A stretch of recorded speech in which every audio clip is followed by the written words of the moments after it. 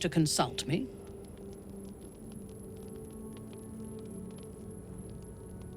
I take no pleasure in his passing. Whatever faults he may have had, Ketheric was a great leader. Of course. He ruled Moonrise for centuries. That in itself deserves respect. I believe he was an honorable man, but the gods used him as their plaything. First Shah and her sister, then the three behind the Absolute. I sympathize.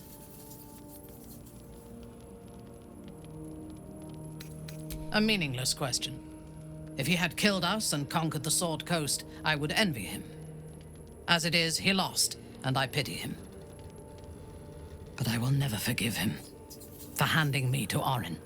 For that, I hope Merkel hollows out his bones and lets them be dust.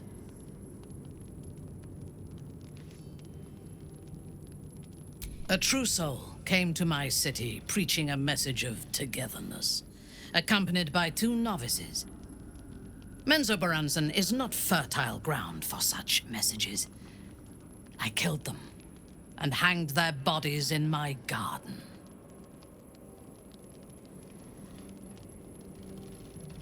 I would have picked prettier corpses if my intentions had been aesthetic. This was a warning against heresy. I was not content with the warning, though.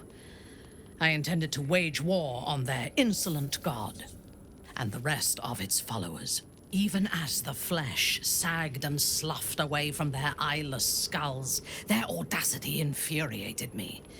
I had to know where they came from. And whoever sent them was counting on my curiosity overcoming my caution. Yes. All it took was a simple act of necromancy, and the corpses told me where I needed to strike. Moonrise Towers.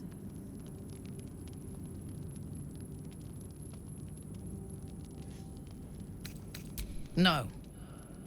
I was prepared for combat, but I intended to strike subtly. As it turned out, to my shame, I was defeated without even drawing my weapon.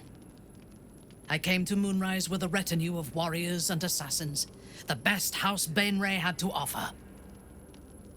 I expected a battle, but found a fully laden feast table and a welcome befitting a house matron.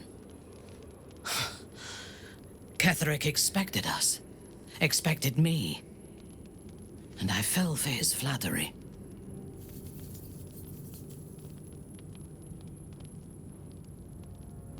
I recognize my flaws. Pride is certainly among them. Ketheric proposed an alliance between Moonrise and Menzoberranzan. I admit I was captivated by him.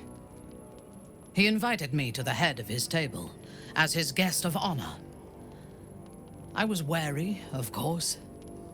If I had been in his position, the food would have been poisoned. It was not the food I should have been wary of. It was the pale woman at the foot of the table. Orin the Red.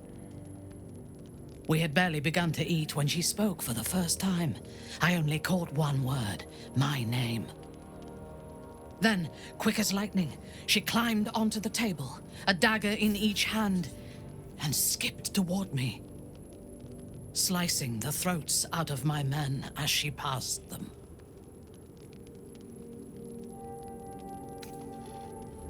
Few things frighten me. Orin is one of them. Ketheric held me still, his hand on my shoulder, the grip tight enough to crack the bone. When Orin stood before me, she touched the dagger to my eye, drawing out a tear of blood. "I want this one," she said.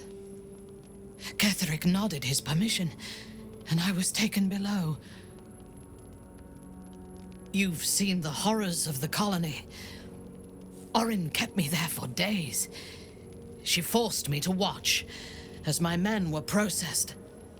Some for food, others as thralls. And then she placed the tadpole in my eye herself.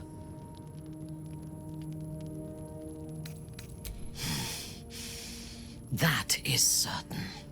You know the rest as well as I do. There were massacres before the Grove. Religious communities, mostly. Those who refused to convert. Then there was you, and now there is freedom. Soon there will be vengeance. Then speak. Very well.